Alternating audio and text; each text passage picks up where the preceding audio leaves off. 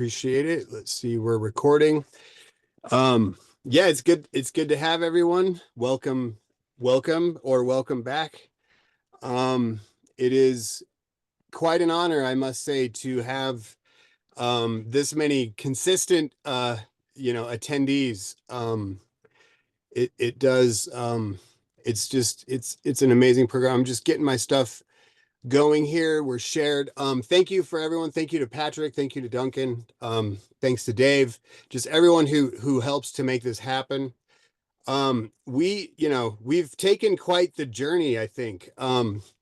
We've been able to, I feel like, at least somewhat successfully talk about a lot of stuff that I would have never dreamed to be able to really talk about within such a large 12-step community.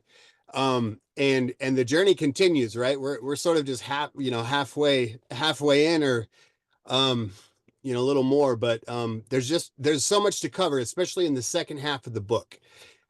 Which, the first half of the book is really meant to lay the groundwork so that we can get into this stuff in the second half. And namely the self, which we're going to dig into finally next week, which is really Jung's kind of crowning jewel of his conception.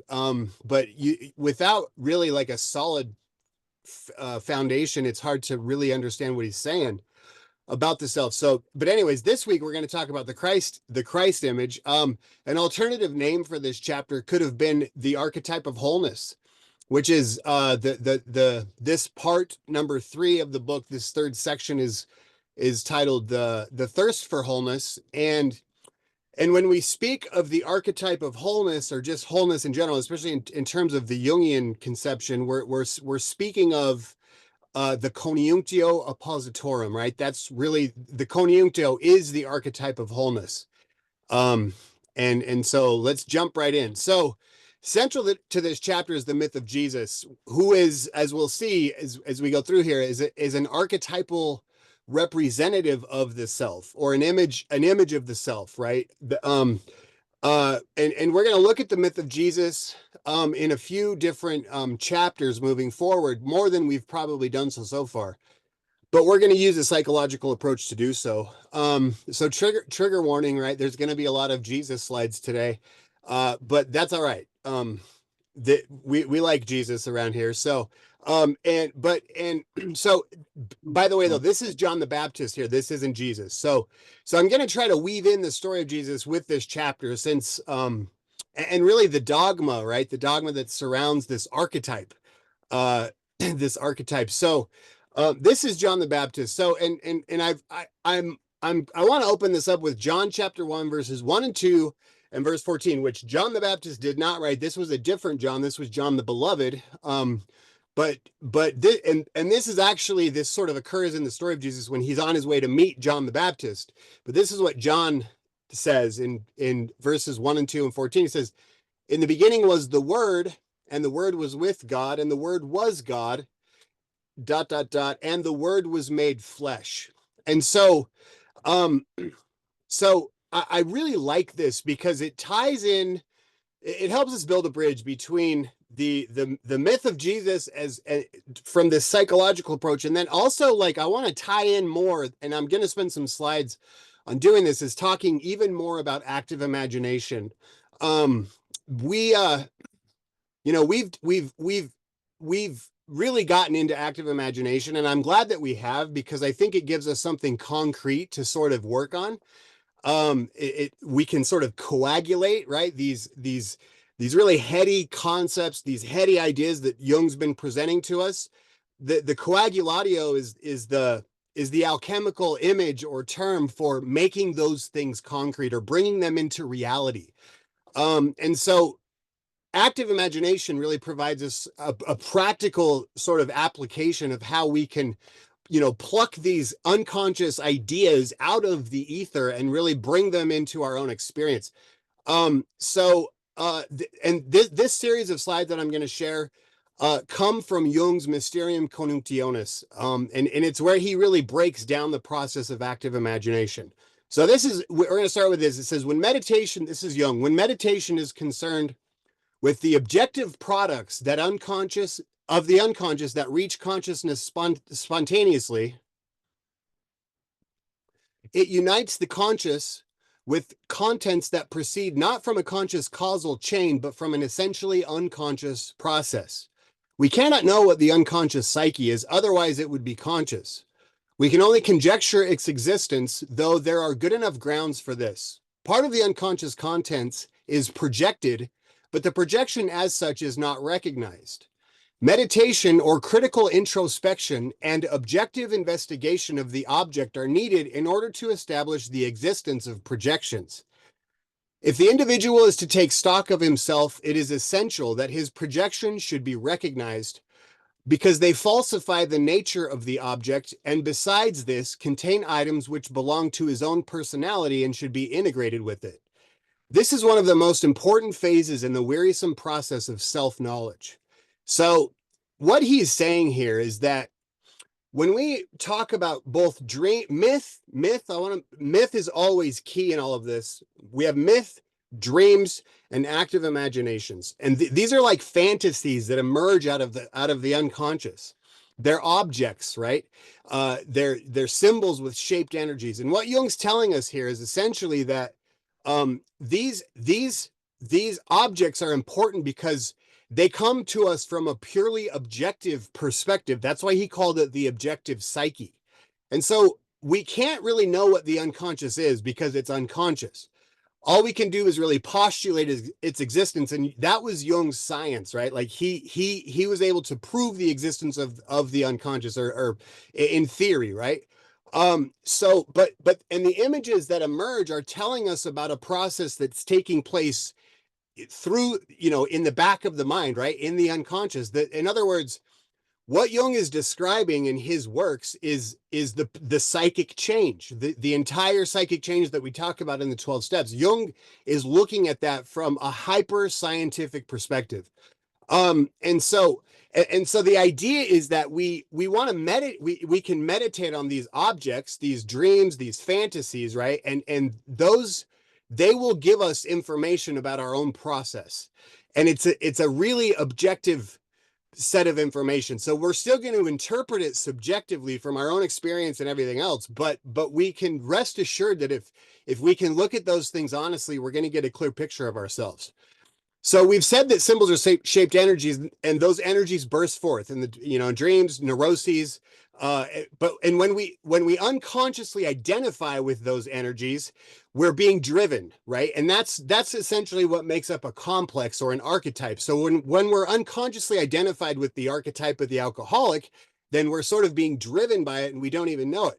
Once we take step one and we wake up from that delusion, and we're no longer unconsciously identified with it, but we consciously identify with it, then we say that we don't really have the complex kind of dissipates, so to say. And as long as the complex exists as unconscious energies, that's when the ego identifies with them, and that's what is called playing God. And we're going to talk more about playing God next week. And how that intertwines with the concept of the self, right? But for now, we're just looking at these things, these symbols and these energies, and essentially, and this is what Jung says about the process of trying to create, make these more objective. He says, the process can, as I have said, take place spontaneously or be artificially induced.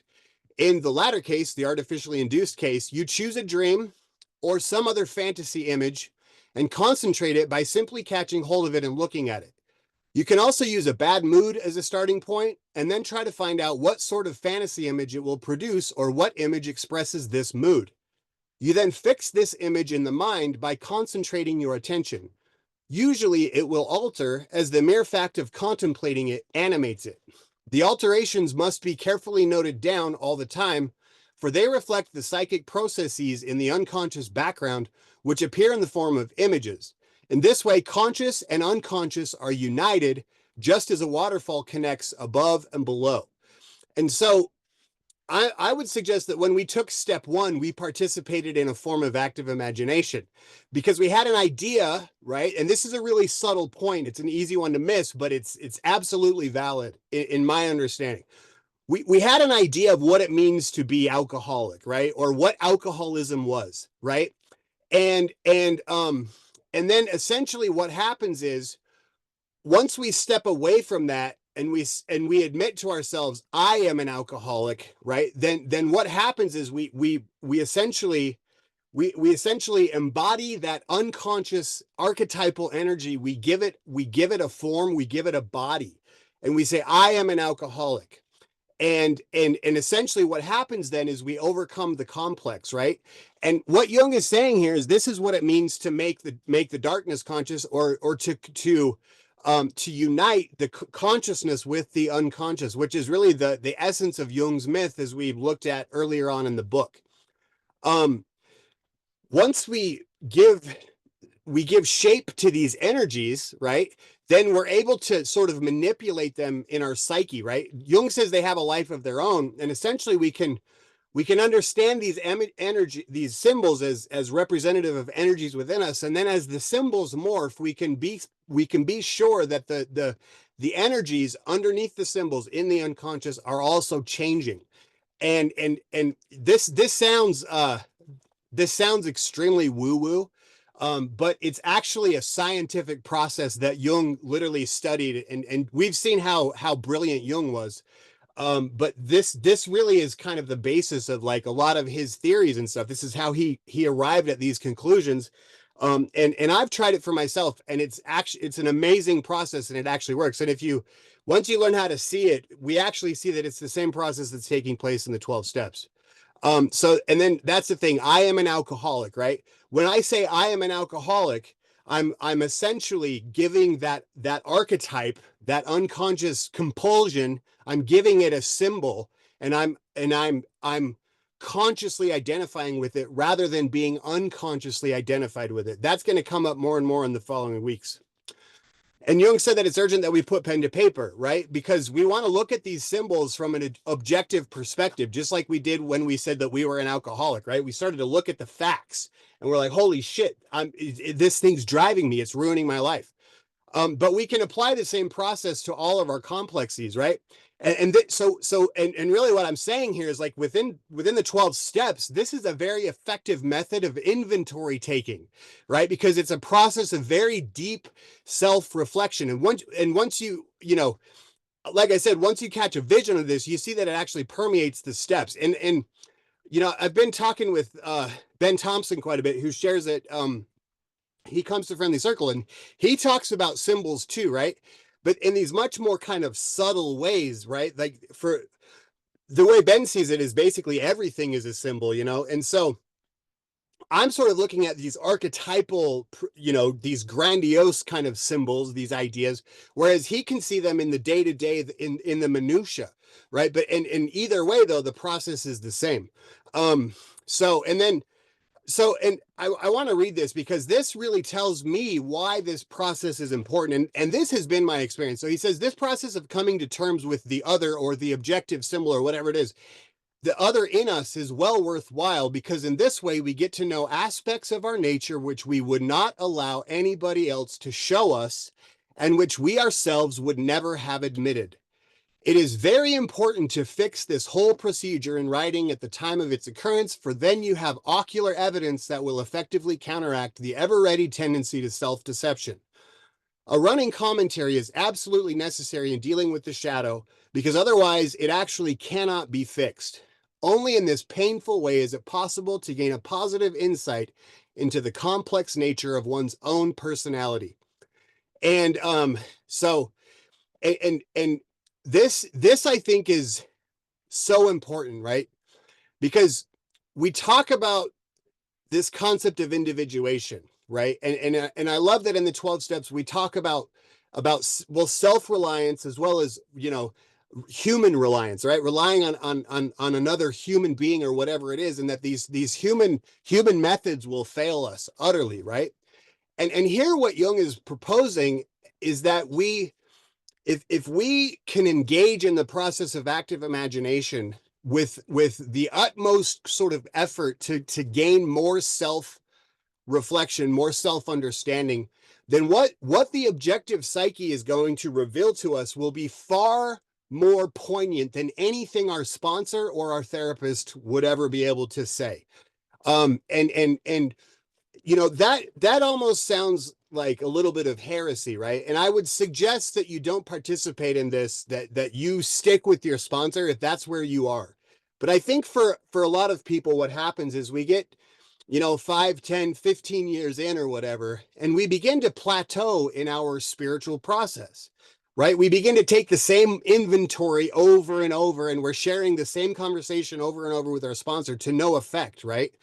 And I think if that's the case, then it's time it might be time to really turn one's attention inward and try to participate in this level of self-reflection that Jung is suggesting. I've found it for me to be extremely useful. This becomes the direct channel, right? To if you want to call it God or the God image, the objective psyche, whatever it is, right? This more wise part of us that really knows what's going on with us it can really communicate with us this way. The unconscious, we cannot know what the unconscious is, otherwise it wouldn't be unconscious. But the unconscious communicates to us through symbols. And when we can begin to read that symbolic language, the way it's coming out of ourselves and our own psyche, we really are going to break through to another layer, another depth, another just experience in our program. So in these weekly workshops, I want to point this out too, because what I'm saying is in these workshops, we've already been engaging in active imagination, because what we've done is essentially we're taking these symbols, right? And we're essentially putting them on the table and we're analyzing them, right? We're going through all these different kind of perspectives, like what is the God image? What is alcohol? What is the archetype of the alcoholic? What is the devil? And as we do that, it has an effect on our unconscious, because those symbols are directly connected to the unconscious, right? And so we've already been engaging in active imagination. This is sort of like a workshop in how to do active imagination. The whole book for me was active imagination. And this is, and I want to point this out. So the slides, if you've been watching, so is the myth of Jesus, right? And starting in John chapter 1, Jesus goes into the wilderness to find John the Baptist, who had been called as sort of this forerunner, right? And Jesus was inspired to go find John the Baptist to be baptized by him. And as soon as Jesus was baptized, then a dove appears, right? And this dove kind of lights on him, and essentially that's a symbol of the Holy Ghost. And so this myth itself is a perfect rendition of what it means to participate in active imagination. Jesus could be a representative of the ego. John the Baptist could be a representative of the shadow or just the wiser self. What happens is the ego takes a plunge into the water, right? That baptism means to submerge. And this is in alchemy, this is called the solutio, right? It's that so Jesus goes under the water and then he comes up. So that's sort of a symbol of an immersion into the unconscious. The water always symbolizes the unconscious. And when it emerges, when Jesus emerges, a new symbol appears, right? A new God image. And that comes in the form of the Holy Ghost, the form of a dove. So that right there is, so every single myth will really be the tale of this process. The 12 steps are a tale of this process, as well as many, many other myths. Let me read this. It says, take the unconscious in one of its handiest forms, say a spontaneous fantasy, a dream, an irrational mood, an effect, or something of the kind, and operate with it. Give it your special attention, concentrate on it, and observe its alterations objectively. Spare no effort. To devote yourself to this task, follow the subsequent transformations of the spontaneous fantasy attentively and carefully. Above all, do not let anything from outside that does not belong get into it, for the fantasy image has everything it needs. In this way, one is certain of not interfering by conscious caprice and of giving the unconscious a free hand. In short, The alchemical operation seems to us the equivalent of the psychological process of active imagination.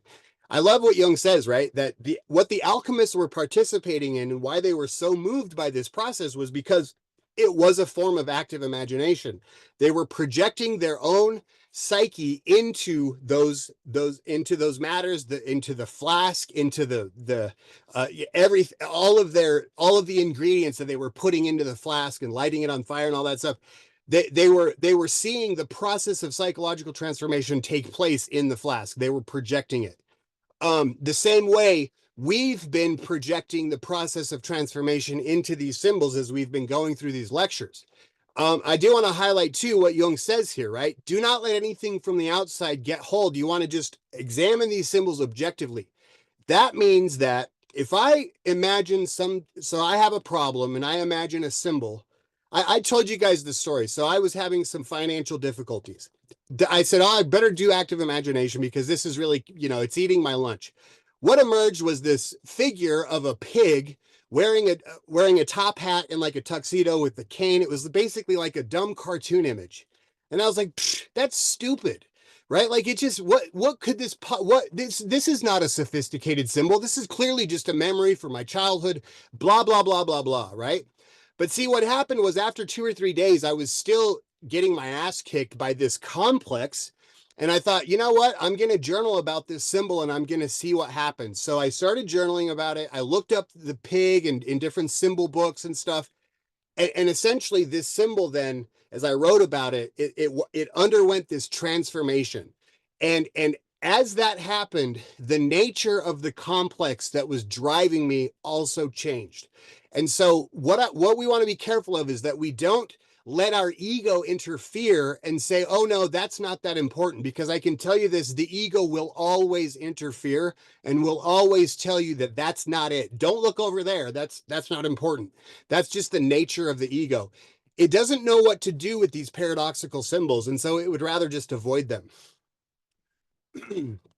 What gets revealed is a path to wholeness if we do this.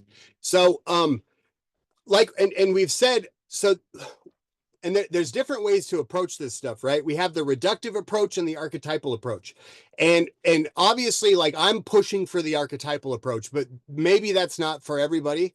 But essentially it's this. If you really take this process seriously, then what you realize is that the same symbols that emerge in your dreams are the ones that have appeared in the myths from every single culture, right? And it's not like my dreams are going to give a complete rendition of mythology, right? But what's going to happen is that there's going to be the most poignant mythological symbols are going to appear in my own dreams. And no matter where you're at in this process, it works, right? I know that in the beginning, when I started analyzing my dreams, I was overcome with like these really frightening images. I was always trying to run away from something. There's this constant flux, right? What one interesting snippet here, I'll tell you, I was having a lot of dreams of like driving up a steep cliff and then rolling and tumbling back down. And then and that happened over and over, this same image of going up and then down. And I thought that it was sort of an ominous dream image, right? Like something's bad, like I'm crashing, like what's going on? But what I realized, I was reading and that's the symbol of being mixed, right? So like the alchemists would like take the substances in the container and they would shake them up, right, to try to mix them. So that it's this mixing, it's the conjunctio, right? That's what's happening. So the psyche is telling me, oh, there's a conjunctio taking place here, right? But I need to learn how to see that stuff and see it from this archetypal perspective. Otherwise, I just look at it reductively and I think, oh, this is bad news. Which it's not, right? If we look at alcoholism from a reductive perspective, we never unlock the blessings that alcoholism can bring to us if we find recovery from alcoholism. You know what I mean? The reductive component of alcoholism doesn't say I'm a grateful alcoholic. It just says, oh, I used to be an alcoholic, but I'm not an alcoholic anymore. So, and then this is what Jung says: if you place yourself in the drama, this mythological drama, the dream drama, whatever it is, as you really are, not only does it gain in actuality, but you also create by your criticism of the fantasy an effective counterbalance to its tendency to get out of hand. For what is now happening is the decisive rapprochement with the unconscious. This is where insights begin to become real. That's that coagulatio, right? It's becoming real. What you are now creating is the beginning of individuation, whose immediate goal is the experience and production of the symbol of totality.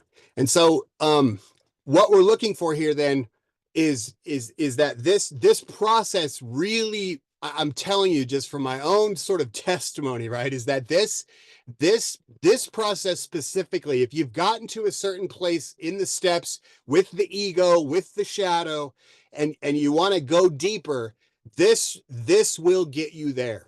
It's a profoundly powerful experience. After Jesus was baptized, a new symbol emerged, right?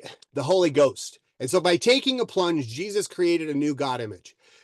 In this quote, Jung is describing the process as it takes place in therapy, but you can easily guess that it doesn't take a therapist to get us there. So this is what it says. It not infrequently happens. So, and he's talking about this in terms of being an analyst and bringing people through this process as a professional, but it applies equally in our work around here.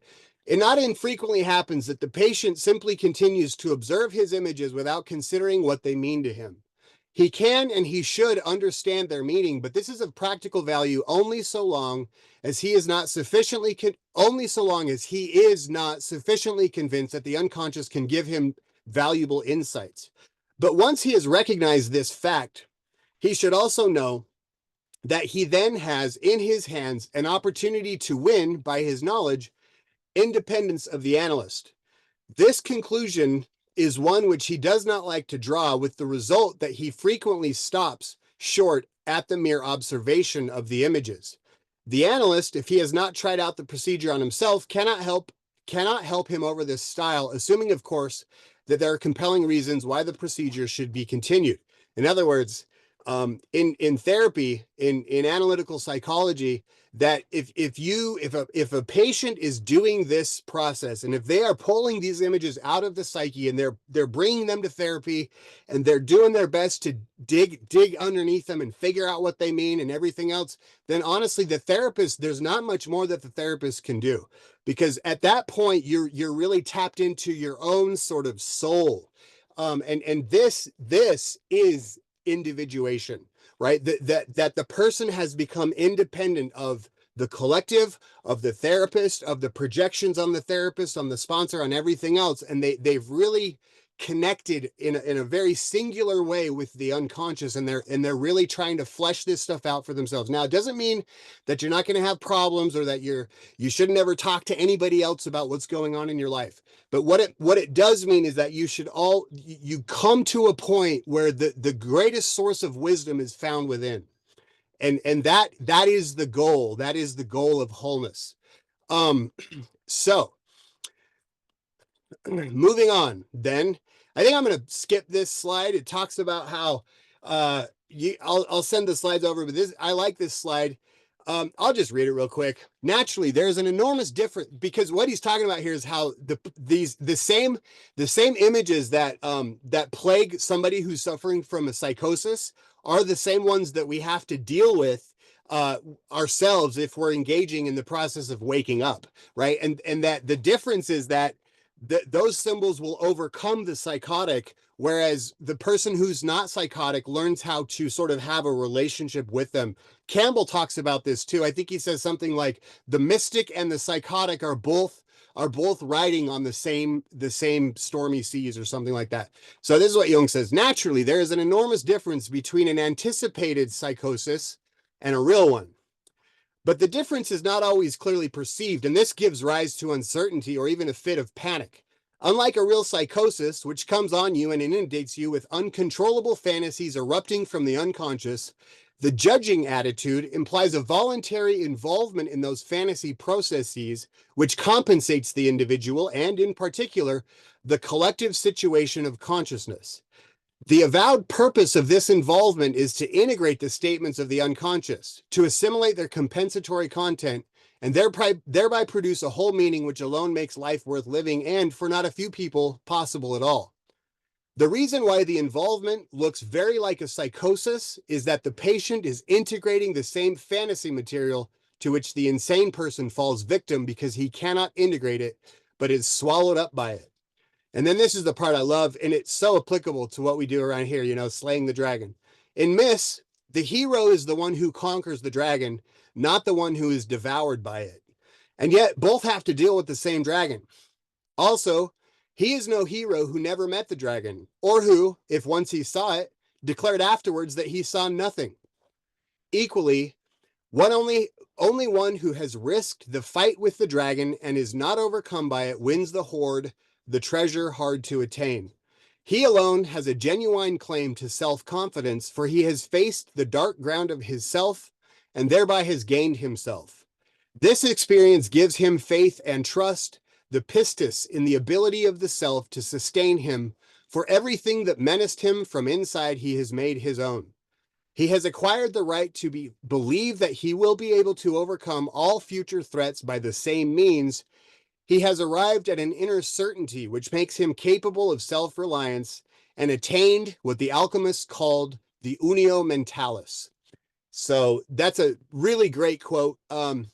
We may touch on the unio mentalis later, but it essentially means the coniunctio. They've arrived at a state of wholeness, at a certain state of wholeness. Maybe not quite all the way there. And then finally, as Wilson said, we beg of you to lay aside prejudice. This is what Jung says. I would therefore counsel the critical reader to put aside his prejudices and for once to try to experience on himself the effects of the process I have just described, or else to suspend judgment and admit that he understands nothing.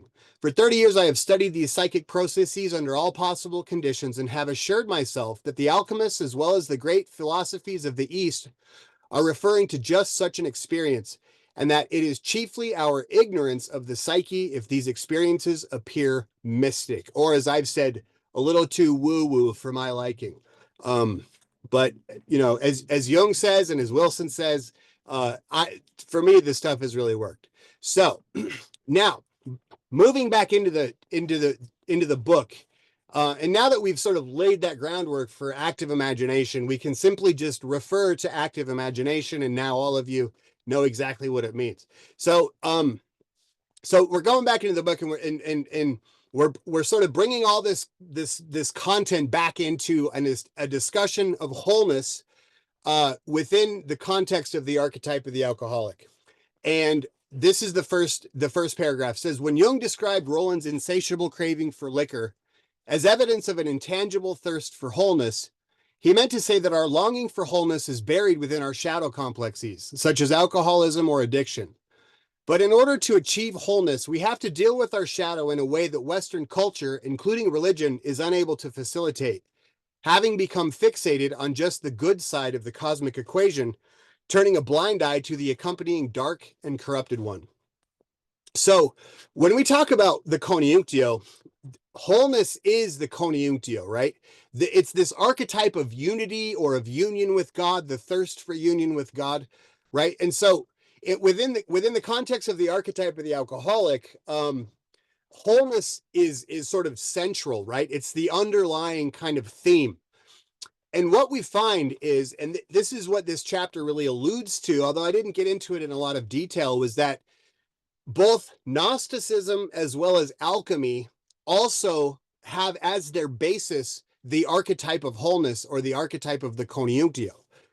And now this is the interesting thing, right? And we're going to talk about this today to really establish what this means, is that that our, as Westerners, sort of in this realm of like Western whatever rationale, is that our understanding of wholeness is flawed, right? And that actual wholeness, or the coniunctio, diverges from the typical notion that we carry of it.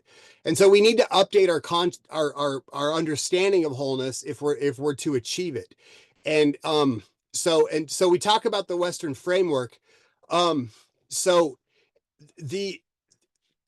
when we look at, we've seen how Jungian kind of thinking, it emerged out of this mythless culture, right?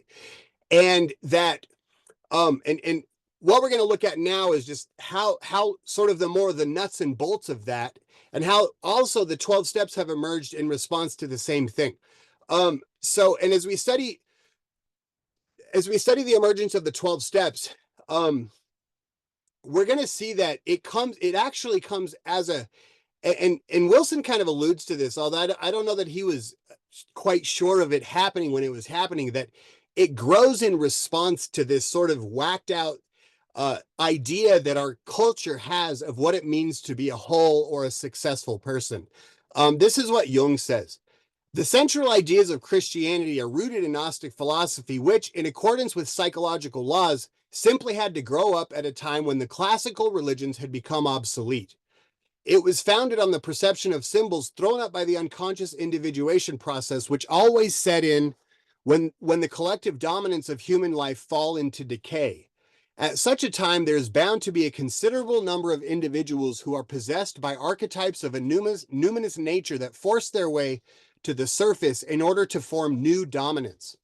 This state of possession shows itself almost without exception in the fact that the possessed identify themselves with the archetypal contents of their unconscious, and because they do not realize that the role which is being thrust upon them is the effect of the new contents still to be understood, they exemplify these concretely in their own lives, thus becoming prophets and reformers.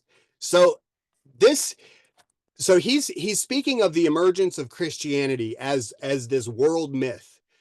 When Christianity started, it wasn't a whole big world myth, right? It was like 12 people and some women, and then they sort of grew, and there was missionary work, and then Paul came along, and he was a great missionary, and so this sort of grassroots movement, this grassroots concept, right? It took root and it started to grow, and what happens is when this image that emerged, this God image, right, that was Jesus Christ, this was an extremely effective symbol. It was I mean, God had not been a human before in such sort of concrete terms. And Jung has a whole theory about why that happened, but what sort of develops, what coalesces, is this archetype of the Son of God. And this was such a powerful symbol that literally, like, the greatest minds of the whole civilization would sort of rally around it and really and produce and perform an active imagination on it, right? And criticize it. They were criticizing the fantasy in the way of, they were trying to flesh out more and more what it means and what the implications were and everything else. And so what develops then over time is this dogma, right? And for a long time, the dogma is healthy, and it's useful because it shows that this is a living symbol and can undergo scrutiny. Central to the psychology of the modern West that really took shape when the Jesus symbol emerged was this profound psychological split, and which is between spirit and matter. And I want to read this because it's not just spirit and matter, right? But we see this split in many different things. This is from Ettinger. The basic feature of the psychology of the Christian eon, which is where we're at today, which was established in the early centuries and perpetuated itself throughout the eon, is a radical split between spirit and matter, and between some other opposites such as good and evil, Christ and Antichrist, male and female. The ecclesiastical God image that emerged was a Trinitarian one. And this Holy Trinity was pitted against a kind of infernal Trinity, the world, the flesh, and the devil. We can understand this historical development as a necessary process through which the discrimination of opposites took place in the collective psyche. The consequence of that discrimination was that a solid principle was established, separated from the principle of nature and instinct, which had governed the later Roman Empire in a degraded form. That goes back to the saying, the great Pan is dead, right? Pan was the god of the kind of the nature god. It was like a symbol that sort of instinctual, the nature and the instinct god was dying, and there was this new sort of psychological kind of concept emerging, which was really the split between nature and man. So that's what Ettinger's kind of alluding to there. However, in due course, the split between spirit and matter, although necessary at one stage, began developing its own particular problems, it proved to be no satisfactory end state. And so the basic split, which is this disassociation in the psyche, is between spirit and matter, mind and body, consciousness and the unconscious, right? And so then this is why this archetype of wholeness then becomes such a key component in our own spiritual growth, because it is an answer to that split, right? It's the bridge between spirit and matter, and whatever spirit and matter symbolize, right? So, and one thing I want to mention here, because it's just utterly fascinating to me, is that Jung, in his book Ion, he placed the emergence of this Christian theology and this sort of this split between spirit and matter in these very grand astrological terms. And I didn't put this in my book either, because it was just too far out there, but I want to bring it up with you guys. So the Christian eon lasted from, or is from about 0 BC, right, or right around the birth of Christ, to the year 2000. So these astrological eons they last for about 2,000 years. So that eon was Pisces, right? That was the eon was Pisces. We're just now moving into the age of Aquarius, right? So and what Jung says is that the age of Pisces is really kind of split into two kind of periods, right? 2,000-year periods, right? We have the upper fish, or the white fish in this image, and then we have the dark fish, which is the lower fish. And that there's the psychology, the collective psychology of Western civilization really kind of lines up with this this astrological phenomenon. Jung was an astrologist through and through. So this is what Edinger says. Jung demonstrated in Ion how the Christ-Antichrist antithesis, which is symbolized by the two fishes in the constellation Pisces, played itself out historically as the Christian eon unfolded. During the first millennium, the fish symbolizing Christ prevailed. And during that time, the church emerged triumphant and became the spiritual authority for the European civilization to which it had given birth. But during the second millennium, the church sustained a whole series of assaults. There were scandals in the papacy, there was the Protestant Reformation, there was the scientific revolution, there was deism and the Enlightenment of the 18th century, and finally, in the 19th century, the coup de grace was administered with the appearance of the ideas of Marx, Darwin, Nietzsche, and Freud, significantly a quaternity, not a trinity. So in other words, what's happening here is this age of the Antichrist, and I did put this in my book. It's actually already upon us, and it is a response to this over-identification with one side of the quaternity, or of the duplex of the split, right? It's this hyperfixation with spirit and sort of this degradation of matter. Now, Edinger says that the ecclesiastical response to the split proved to be, he says it proved to be no satisfactory end state, right? And the reason is because the ecclesiastical view failed to really take notice or to give emphasis to the dark side of the equation. But what happened, and we read a slide last week or 2 weeks ago where we saw that Gnosticism had also emerged at the same time as Christian dogma, but Gnosticism sort of ran below the surface of collective consciousness, right? What Gnosticism was presenting was the concept of the conjunctio, and you'll want to know that Gnosticism would later grow into alchemy.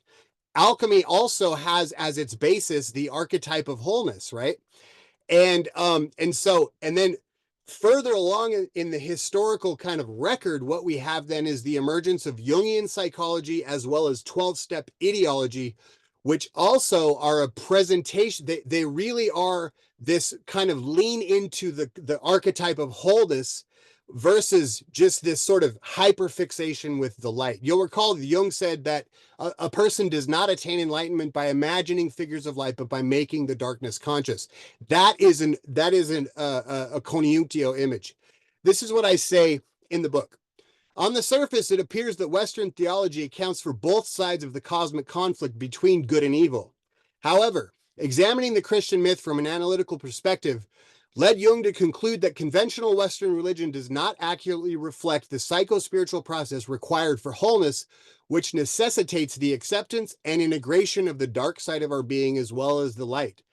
The fact that the Christ image has been left entirely devoid of darkness troubled Jung, who reasoned that a religious image lacking both sides of the good-evil polarity equally is incomplete. Sure, the Christ figure illuminates certain aspects of our spiritual journey, but we don't have the luxury of casting away evil with the mere mandate, get thee hence, Satan, the way he did. For all humans, but especially alcoholics and addicts, quite the opposite is true. The more we try to avoid the power of evil, the stronger its influence becomes, evidenced by the fact that our countless vain attempts to prove we could drink like other people inevitably made matters worse.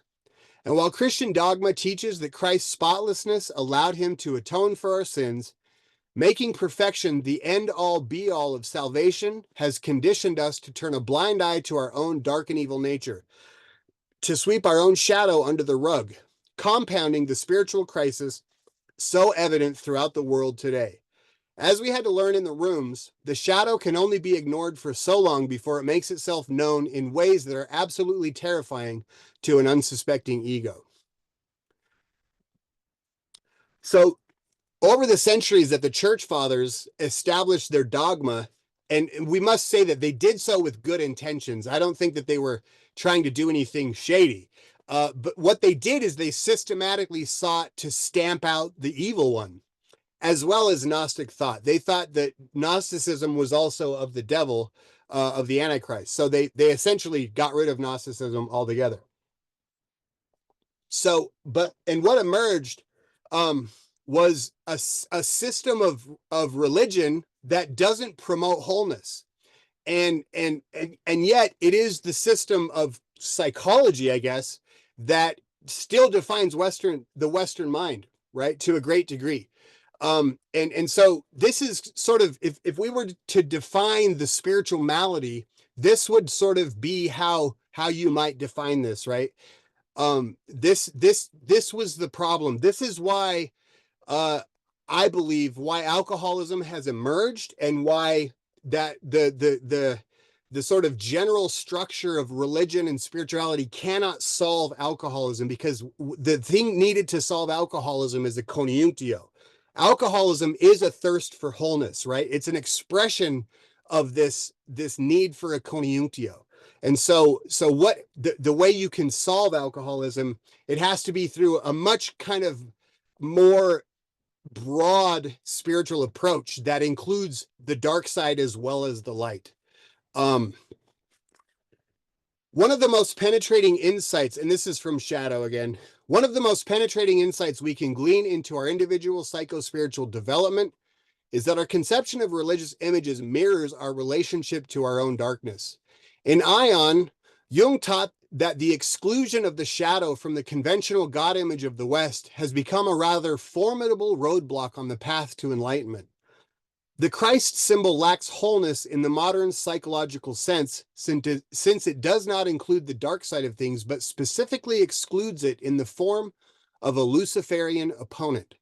To make matters worse, the men who formulated Christian dogma sought to minimize Lucifer's influence through a doctrine called the Privato Boni, which states that evil is merely the absence of good.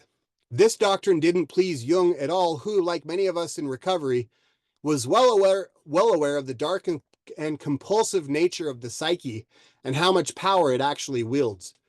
If Christian metaphysics clings to the Privato Boni, it is giving expression to the tendency always to increase the good and diminish the bad. Over the course of the centuries, the ideology composed by the church fathers imbued the God image with more and more impeccability, while at the same time attempted to subdue Satan's influence in the cosmos, going so far as to define evil as merely the accidental lack of perfection. And so this is a really important point that I make here, and I hope that I've given you guys some background with which to sort of understand it better, right? Like that when Jungians read my book, if they do, they're probably going to have in the back of their mind this whole conversation about Gnosticism and alchemy and the conjunctio. And so, and there's something else I want to point out here too. Is as I was writing this chapter, it really began to dawn on me that the way I perceive the symbols is the way I perceive myself. And that, Edinger said somewhere that for a person to achieve wholeness, they have to recognize the paradoxical nature of the God image. And we're going to get into that more and what that means in these upcoming chapters. But that essentially it boils down to this: if that I can't imagine that my God image harbors darkness, then I can't imagine that there's any darkness in myself. But we know that that's not a true statement, right? And so what happens then is by not being able to see the darkness out there, I'm essentially turning a blind eye to the darkness that's within. And if I'm doing that, I'm really blocking myself from very much growth, right? We saw back in chapter 7 this sort of psychological kind of feedback loop where if I don't see the darkness without, I won't see it within. And if I don't see the God image within, then I won't see that my troubles are of my own making. So it's all sort of ties into this, right? And it goes back to the conversation we had about active imagination as well, that these images are, and we'll see this more and more, but the images that are proceeding forth from the collective unconscious, they are paradoxical images of wholeness. So there's always a light and a dark. And so, and that's important to understand and to see from really this, to try to be as objective about it as possible, because this reveals more to us than we're going to get from elsewhere. Jung introduced this word, so it's an old Greek word, but he reintroduced it in terms of psychological, awakening, and he used it in many contexts, but this context is speaking of the psychological backlash that occurred when the church fathers insisted on implementing the Pravado Boni. So this is what it says. Like alcoholics, and this is from Shadow of a Figure of Light, by the way. Like alcoholics who insist they don't have a drinking problem, but have bottles of booze hidden all over the house, the church fathers imagined they could ditch the burden of evil by the wayside in their quest for spiritual mountaintops, unable to foresee that in doing so, they would inadvertently usher in the anti-Christian world we live in today due to a macrocosmic psychological backlash to their specious reasoning. And this is a quote from Jung. The ideal of spirituality striving for the heights was doomed to clash with the materialistic earthbound passion to conquer matter and master the world. The subsequent developments can only be called anti-Christian in a sense that confirms the early Christian anticipation of the end of time. It is as if, with the coming of Christ, opposites that were latent till then had become manifest, or as if a pendulum had swung violently to one side and were now carrying out the complementary movement in the opposite direction. No tree, it is said, can grow to heaven unless its roots reach down to hell. The double meaning of this movement lies in the nature of the pendulum. So enantiodromia means literally to run, to turn and run in the opposite direction. So the text goes on. It says the church's insistence on a theophany that honors only one side of the cosmic equation initiated a collective psychological reaction whereby utter evil and darkness were unleashed into the world, ushering in the 1,000-year reign of terror prophesied in the book of Revelation, which continues to escalate today. And by the way, John, who we opened this lecture with, John also, many scholars believe, John also wrote the book of Revelation, St. John the Beloved. Our reluctance to accept our darkness has forced us to simply stop paying attention to the inside world where the shadow reigns supreme. Jung said that there's an impoverishment of symbols, right? And I think that impoverishment of symbols is the same thing that makes us reluctant to look at our dreams, to study our own sort of interior stuff. And what's happened is, obviously a spiritual crisis. Here Jung describes the outcome. And this is kind of a harsh statement. It's one of his more scathing remarks. But I think it's worth wrestling with. So this is what Jung says. Christian civilization has proved hollow to a terrifying degree. It is all veneer. but the inner man has remained untouched and therefore unchanged. Inside reign the archaic gods. Too few people have experienced the divine image as the innermost possession of their own souls. Christ only meets them from without, never from within the soul. That is why dark paganism still reigns there, a paganism which, now in a form so blatant that it can no longer be denied, and now in all too threadbare disguise, is swamping the world of so-called Christian civilization. And so that's the thing, right? Is when it's all kind of this all God outside image, right? That we've talked about in many chapters. What it creates is this sort of veneer, right? This veneer that everything's okay, right? But inside we're all ravening beasts, right? And just driven to and fro with all sorts of materialism and everything else, right? And sort of which I would say that alcoholism and drug addiction are the uttermost like profound symbols. This sort of this they've emerged in response to this veneer, and they demand that we look inside for answers. And that's the beautiful thing, right, about the 12 steps is that we are sort of the embodiment of this archetypal energy. Jung said that alcoholism stems from a thirst for wholeness, and the archetype of wholeness is sort of the underlying problem with Western culture, and that has sort of constellated right in each of us in our little individual ways as we struggle with addiction. And so we're really called to a much higher task here than we might imagine. Um, this is another quote from Jung that I have in the book. It says, psychologically, the case is clear. Since the dogmatic figure of Christ is so sublime and spotless that everything else turns dark beside it, it is in fact so one-sidedly perfect that it demands a psychic complement to restore the balance. The coming of the Antichrist is not just a prophetic prediction. It is an inexorable psychological law whose existence, though unknown to the author of the Johannine epistles, brought him a sure knowledge of the impending enantiodromia. Consequently, he wrote as if he were conscious of the inner necessity for this transformation, though we may be sure that the idea seemed to him like a divine revelation. In reality, every intensified differentiation of the Christ image brings about a corresponding accentuation of its unconscious complement, thereby increasing the tension between above and below.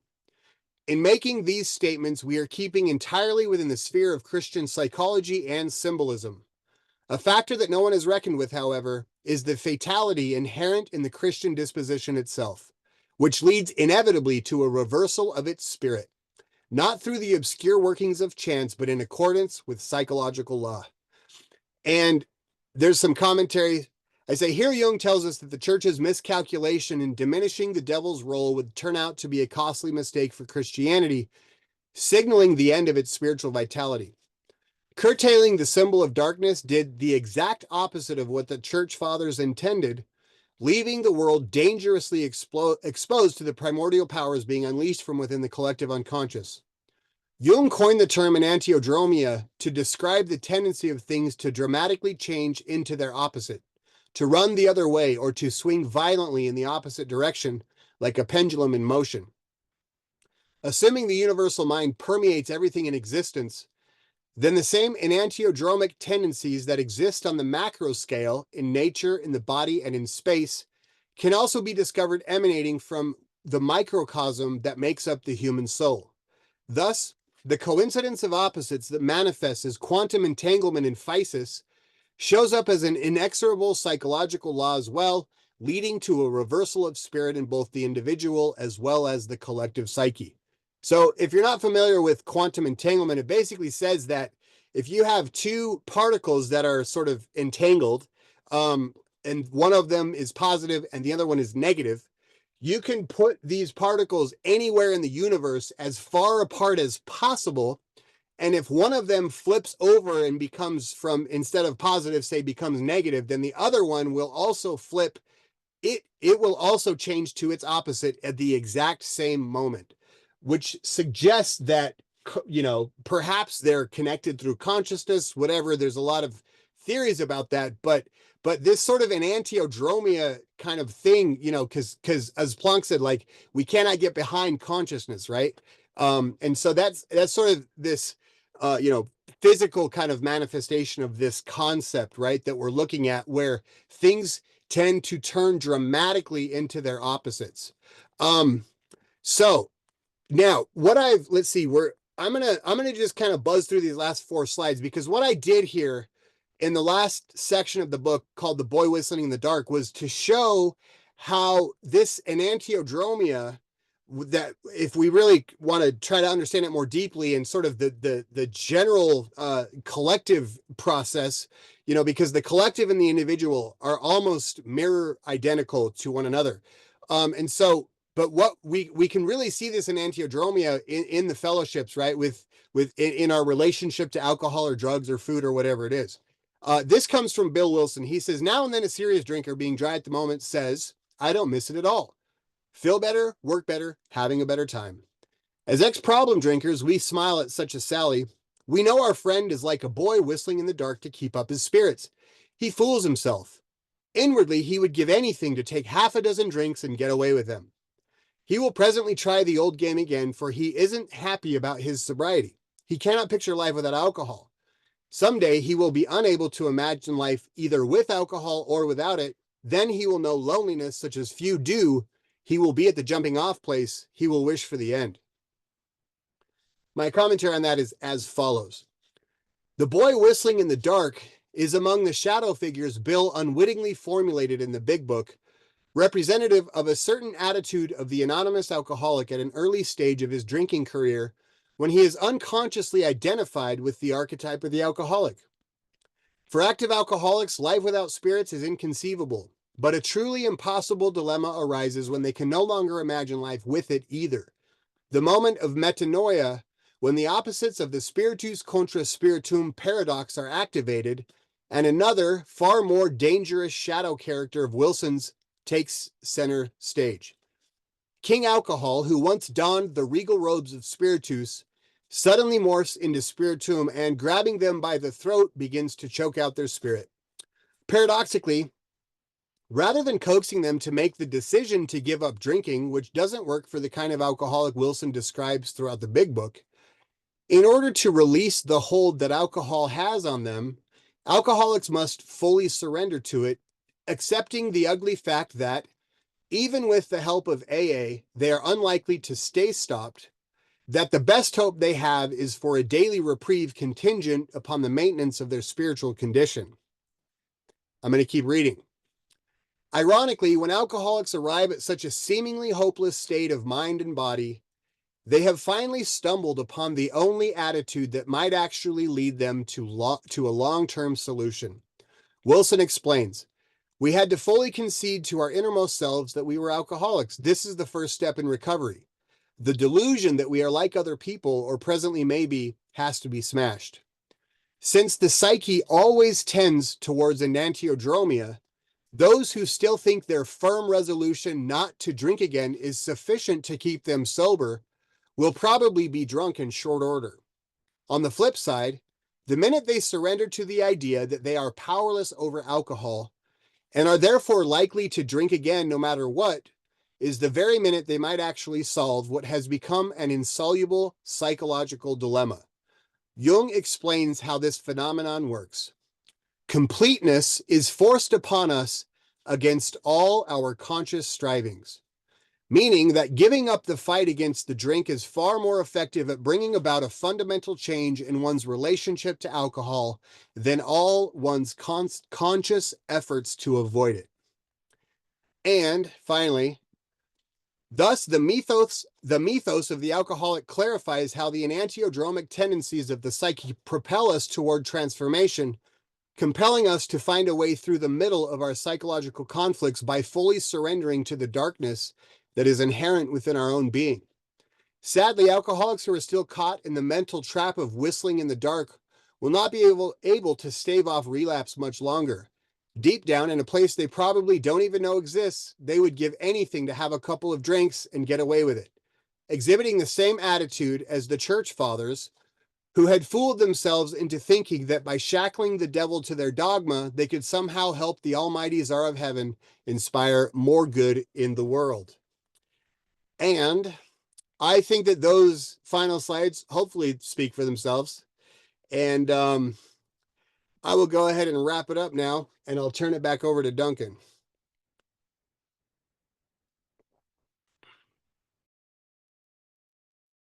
Hey, thank you, Cody. I've made it possible for everyone to unmute and make a collective sounds of appreciation. Cody. Thank you.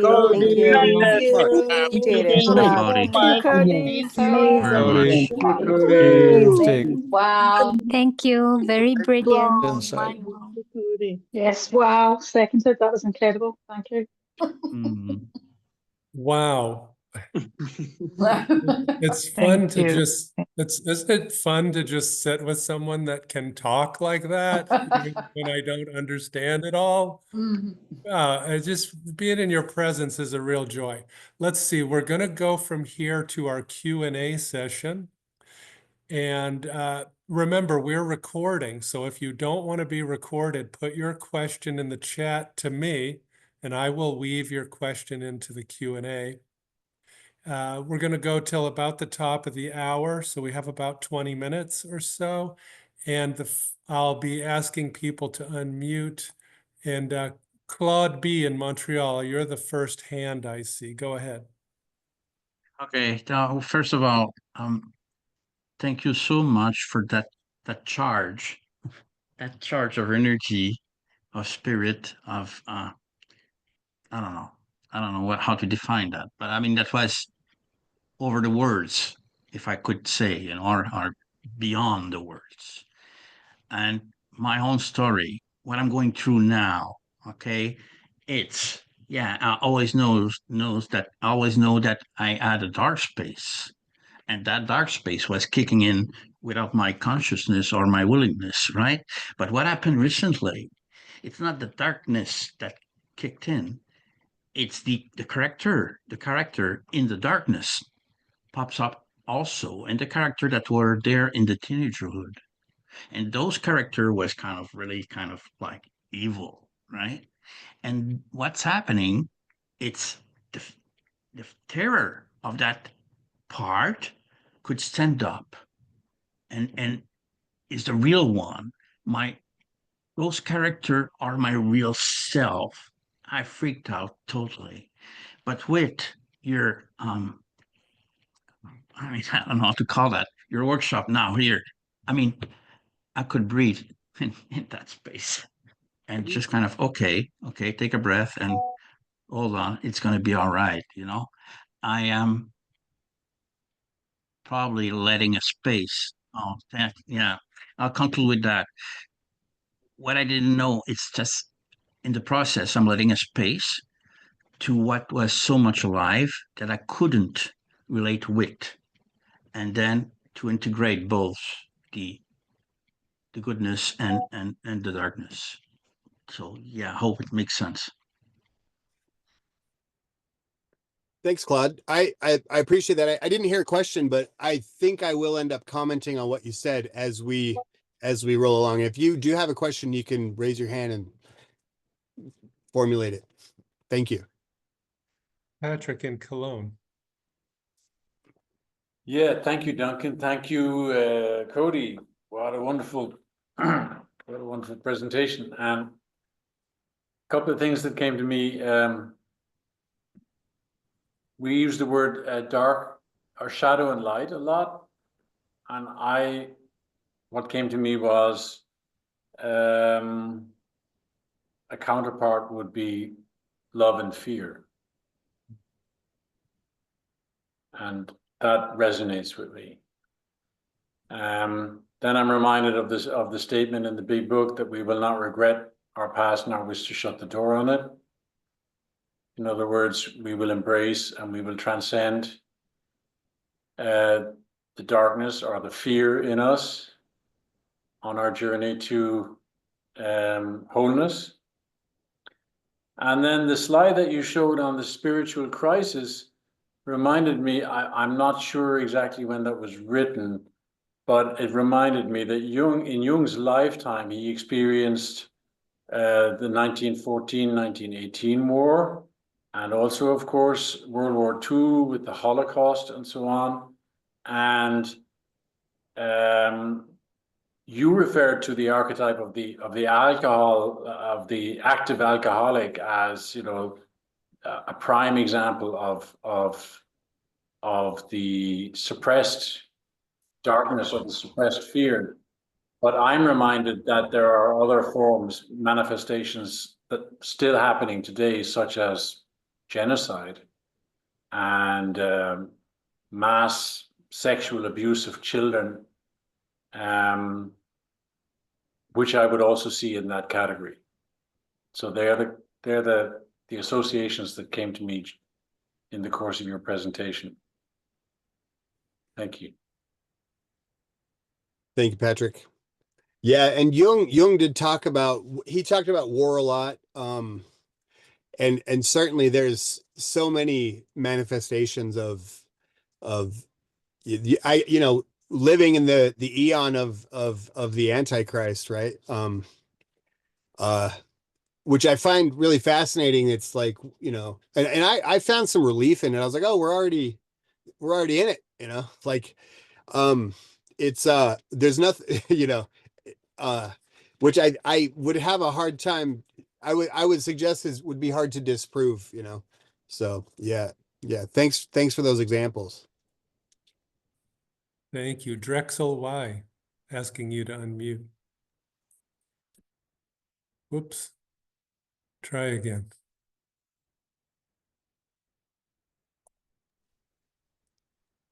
There we go. Yeah, good afternoon, fellowship mates. And having recovered from a seemingly hopeless state of mind and body, I'm still an alcoholic. My name is Drexel. And thank you, group. Thank you, Cody. Goodness gracious, and thank God for all of you. It's that understanding. Wow. I was gathering, and this is a question: is it our spiritual famine and drought that is balanced by our sharing the understanding of our differences and similarities? That is the quest for our purpose. A lot of times I'd find that the drinking and the drugging was to forget what I've undergone. So I drank to forget, but I couldn't forget to drink. That's the paradox.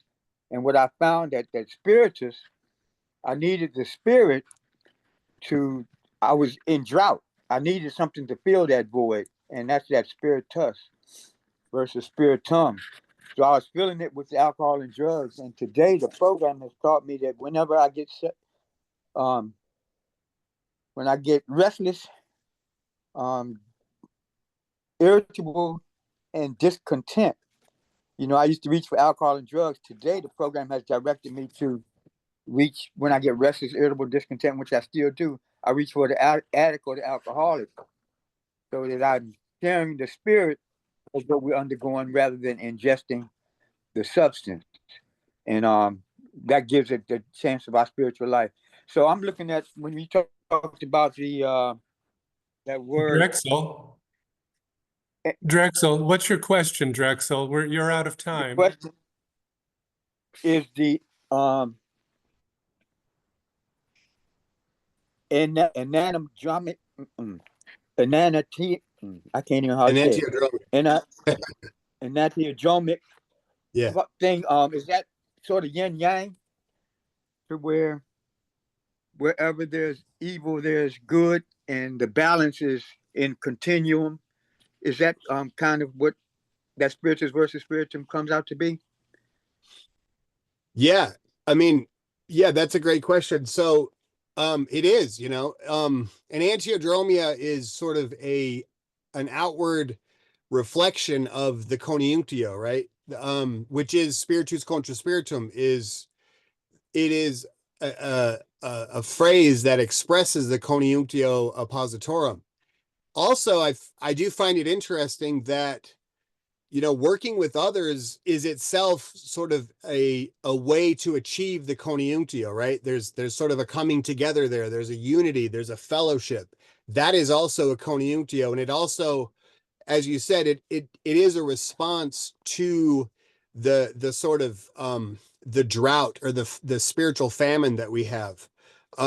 So I think all of those things do play into this sort of underlying issue, this split, this disassociation that we're experiencing in the modern psyche.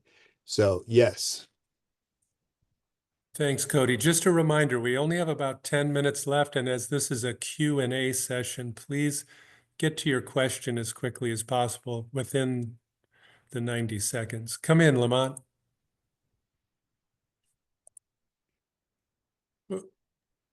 There you go. I'm made in the image and likeness of God.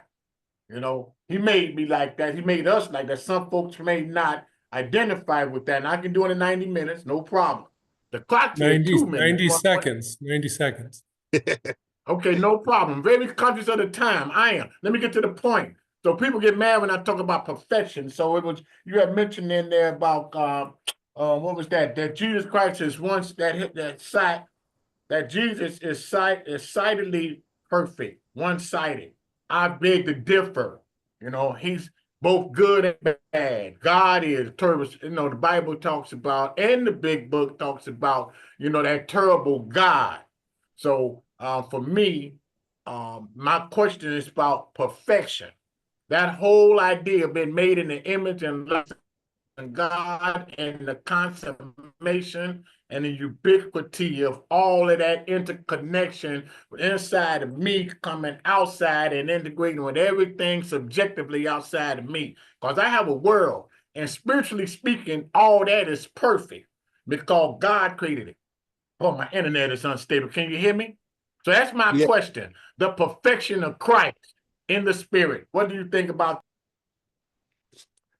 So yeah, no, I really appreciate the question and the sentiment. And what I would suggest, and I'm not familiar with every Christian denomination, but I would say that in general, your conception of Jesus as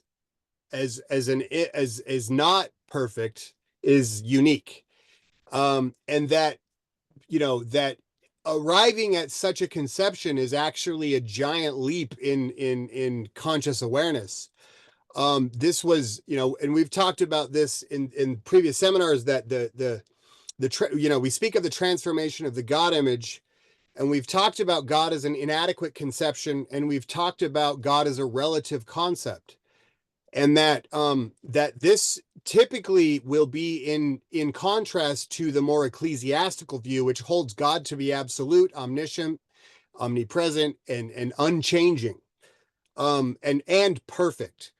And so to arrive at an image of a God who's not perfect and who is therefore paradoxically whole is actually would be, in my perspective, would be suggestive of an individuation process taking place. So I hope that answers your question, but that's the way I see it. Now, the interesting underlying factor here is that these symbols are representative of an unconscious process. And so the way I express the symbols is indicative of what's taking place behind my psyche. And so there is, I would suggest, in what you've said, a level of wholeness beginning to emerge. So. Thanks, Cody. Melissa B. Thank you so much, Cody. I get so nervous at this point. I loved the active imagination, how you were explaining your symbols and what they were meaning to you when you were struggling with loss of an income. I need this. And then this pig comes to you in the top hat. I find that so compelling when you're talking about what images are coming to you. And I wondered if there will be a point in time where we will be hearing more about what that process of active imagination or dream catching looks like, because that's very enriching. It's why our recoveries are so individual and they mean different things to us. And when I was going through the loss of being able to have children at 22, I had to make art about that. And I made an object, welded object of a woman with empty arms. How does it feel to have something taken away from you? That's how it feels. So I dream in my art, what I do, you know, and when I was going through a divorce, and this I will wrap up, I've got 30 seconds. When I was going through a divorce, I was thinking, how does this feel? Well, it feels like two people pulling on a very thin silk fabric with a glass house that's going to shatter. That's how it feels. Everything's going to hell. And the two, they just stopped. They don't have to break the house. Anyway, thanks. And I just love hearing your symbols and your explanation. It's why I love AA more than going to church. But I can find what I need at church. But first, I need to find it in AA. Good in the dark. Thank you so much.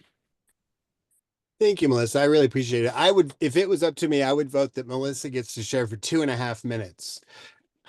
So, because you're like literally my favorite person. I love the engagement. I do. So I do plan on, doing a few weeks, maybe 3 or 4 weeks after this of sort of the next steps, which are all about dreams, active imagination, my own dreams, some poems that I wrote, and just the process that so it is more of like where this book, The Shadow of a Figure of Light, how it plays into my own psychological process.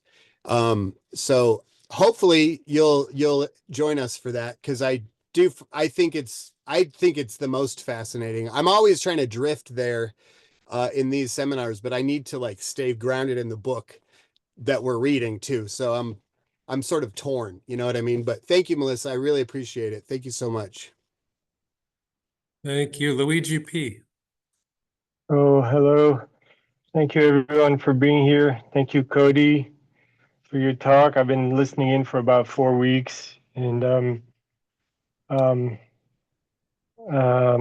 yeah, I really appreciate your angle on the fact that being in recovery is just such a great gift, that the disease is almost a gift because of that. And for me, it has always boggled my mind that somebody could take a drink and it could bring them closer to God, and then they could just stop there. Like, what is wrong with you people, you know? And so I had to have, one was too many was never enough, and so I had to stop. Now, in reference to the quantum entanglement, I got a 2-part question, and the first part is, do you see like the Prince of Darkness and the Prince of Light, the Christ figure, as quantum entangled, or are they one?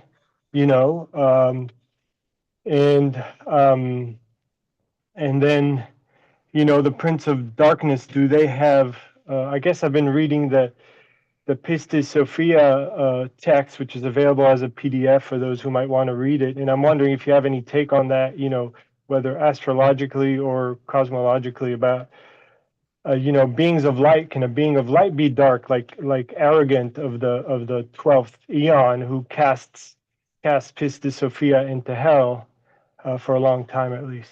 So thank you. Sure. Yeah, that's good stuff.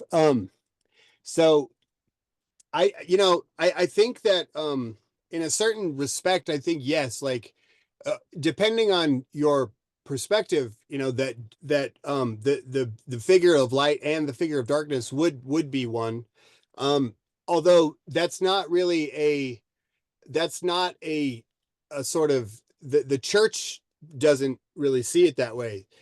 The church had a hard enough time, and giving the feminine a crown, which Jung says incidentally occurred out of psychological necessity, that the church finally capitulated because enough people had been worshiping Mary, or I don't know exactly the history, but that this was something that took place psychologically before it did dogmatically, and that it happened out of a psychological necessity. And that goes back to the myth of Sophia, which we're going to talk about after the classes for the book. That's because the Sophia figure actually sort of crashed into my own psyche out of psychological necessity, and became sort of this underlying figure in my own myth. And so I do like to talk about that, and I think when we go deep enough in the psyche, what we encounter is really just the father and the mother, the two great, archetypes and the great opposites, right? So and then those sort of can they can be expressed in any number of other psychological opposites, including God and the devil, or Jesus and the devil, or whatever.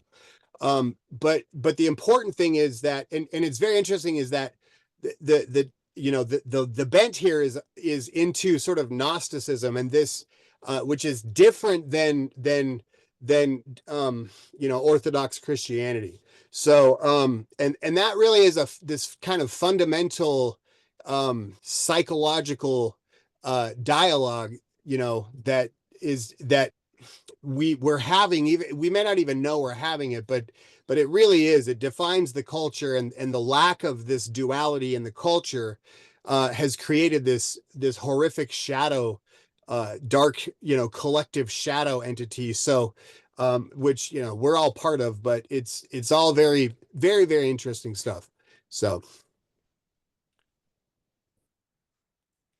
Thanks, Cody. Michelle S., you had your hand up earlier and it went down for some reason. What can I get you to unmute and hear from you? You had your hand up for a while earlier. Yeah, did. It's okay. I see we're running out of time, so I guess it was maybe I don't. Cody has to do at least 2 extra minutes this week to make up for last week leaving early. Go ahead, Michelle. Okay, so I'll talk for a minute or less. How about that? You have.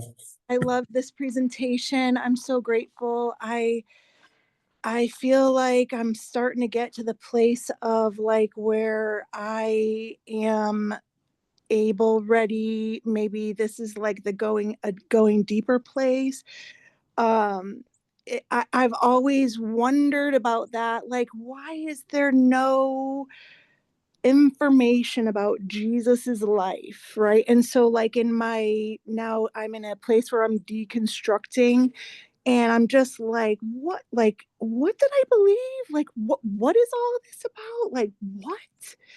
And I'm like really rebelling against all of it, and I want to light everything on fire, but that's just where I'm at right now in my life. But anyway, I just do not like what has happened, and I grieve for that collective loss of maybe awe, reverence for this, and how kind of messed that up. But anyway, I don't know what my question is, other than I'm really glad that at this place in my life, as I'm kind of doing some spiritual stuff, and it's your work as an invitation to go to this dark place that I didn't even know needed visited. Like, I didn't even know. And I bypassed all of that with Christianity for a long time, and I have some unraveling to do. Like, I gotta like rewrite a lot of scripts. So thanks for your work. I don't know if there's a question. I don't think there was, but anyway, I'm so glad to be here. Thanks. Very important. Thank you, Michelle. No, that was a really, really well said, and I really appreciate the level of just awareness, right?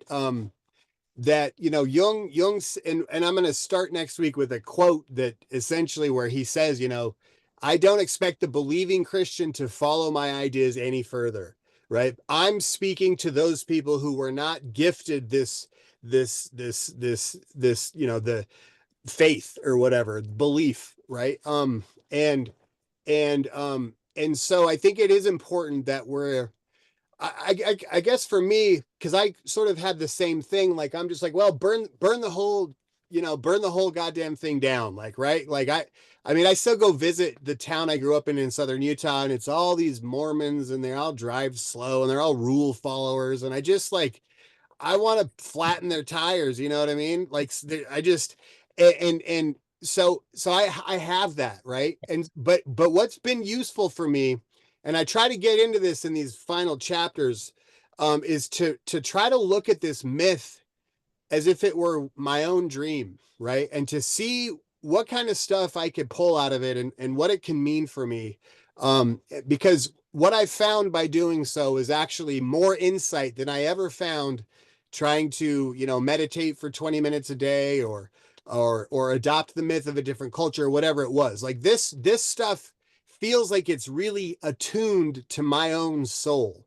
And it is, because these symbols specifically, right, have grown out of that same place where my ego did, right? That the collective experience, like the myths grow along with our consciousness. And so it is important to unravel the dogmatic kind of, because the church will come in and it's fine. Like it's not a judgment, it's just a statement of fact, is that the church will sort of, they place rules upon the numinosum, and they want to contain it, and they want to use it to essentially help people govern their lives. The church would be in a lot of trouble if all of the sudden the congregation was all experiencing a spiritual death. They probably wouldn't know what to do with it. And so, those of us who go out and experience one on our own, it's dangerous, obviously, as we can see. Luckily we have the 12 steps, like, to get us started on this process and to get us kind of put back together. And then, from a more sort of, balanced place, we can then begin to unravel the dogma and everything else, and try to individuate from it, right? And that's the whole point. It's interesting that when we individuate from the collective culture, we actually, it's like we leave the city or whatever, we come out here and we get these gifts, and then we get to come back into the culture and we bring something new to add to the culture, and so it helps other people also go through the process. So very interesting. Thank you, Michelle. I love to see you here every day. It makes me happy. Thanks, Cody. Thanks. I have to chime in here. Michelle, appreciate what you brought. It's been very important for me and everyone that I've worked with in recovery to inventory everything. My previous understanding of spirituality and religion and whatever I brought to the recovery process all has to be inventoried. And I have to figure out what's working for me and what's not. And what is my understanding of these things? To discover my understanding of these things and to sort all that out has been the only real path to genuine spiritual awakening for me. Cody, how are we doing on time? We still have 2 questions. Terry has a hand up and there's one in the chat. Are you good? We're good. Yep, we're good. Come on in, Terry. About 15 and then minutes. we'll do the question in the chat, and then maybe we'll wrap up. Yay, Corey. I think I can bring some more synthesis to this. Okay, I have been doing internal family systems and the concept of self, that when I observe parts and I create a little space by being the observer, self energy can then come into that space, which more of like a conscious awareness. Now, I can look at parts and observe them, go into my internal system where there are unconscious parts, and make that which is implicit explicit, come to my conscious, and to begin to see polarized parts, as well as when I am blended. So I think internal family system is a way, not just through dreams. We can do this with our dreams, but accesses more than symbols, but actually accesses a lot of the other languages that can come to us through that which is in our unconscious. Curious comments on that? Yeah, I mean, I'm not super familiar with parts with IFS, but I think it seems like a really amazing process and system. I think at base, I think it is sort of a Jungian approach, in that they do sort of tend to kind of chop the psyche up into these manageable pieces, which is archetypes, and then from there try to assimilate them and bring them back together to create a more kind of holistic system in the psyche. I think it so I can't comment specifically because I don't know the system that well, but I think that that it is, we're going to talk about the self in the next couple weeks, really jumping into it next week. And one of the things that I really appreciated about Jungian psychology, and especially Jung's perspective of the self, and I have to say that I got this directly from the source, right? Like, and I think it was good because I think that it's easy to sort of miss. I think in is that Jung's concept of the self was also bipolar. That there's a major aspect of self that is negative and dark, and that but it's necessary to sort of it's because the problem is we unconsciously identify with it, right? And so it is important to understand, this kind of foundation, and to be at least familiar enough with the darkness that it's like, okay, we're gonna, we've sort of been tiptoeing now. We're gonna see that this is a fundamental part of our experience, and that the whole point of it is to integrate it. And that's how we achieve wholeness. So I think that IFS is probably, I think I haven't studied IFS, but I would imagine it tries to get to the same sort of base, in its approach. So. Thanks, Cody. Last question from the chat. I recently experienced and recognized my dissociation during traumatic times in my life. I am 5 years sober from alcohol. Is there a way to use active imagination and integration to heal from this, to experience these dramatic memories of past wrongs and addictive acting out causes me to feel separate from my body? Can you suggest any practice through meditation or dreaming or writing that will assist? Thank you for your book and your service. Yes, I I really, really appreciate your question. I appreciate your vulnerability. And so so the first thing I would suggest, and this I would suggest, if it's possible financially, mainly would be to find a good therapist. Because therapy, they're professionals, and they have a really good way of dealing with these traumatic experiences and helping us sort of parse through them. They know, it seems that they know just where the ego needs to be caressed, right? Whereas I think in the 12 steps, we often don't think the ego ever needs to be caressed, and we just think that it is our job to smash the ego, and to make amends even where we've been harmed to a horrible degree, right? So I think that at a certain point, it is a good idea to seek therapy. If therapy is not an option, and I know the ego will always say like, oh, well, that probably won't work for me or whatever. But I think it's important to try, even to try to find free therapy, and to try to find the right therapist. And the way we had to do with the 12 steps, right? Like it took years for me to finally find the place where I fit in, and for me to hear a message. And I had to do the same thing with therapy. That said, too, if therapy is not an option, then I think a good sponsor, maybe trying a different program. I think ACA sounds like a wonderful program. It seems like they probably have really good sponsors there that may not be, along the lines of AA, and might be a little bit better dealing with trauma. Also, that in terms of like a personal practice, I would suggest that a person really takes time every day to try to journal and to create art. Like Michelle said, I think art is a great way to express things. Poems, like things that just feel like they need to come out, is just give them shape.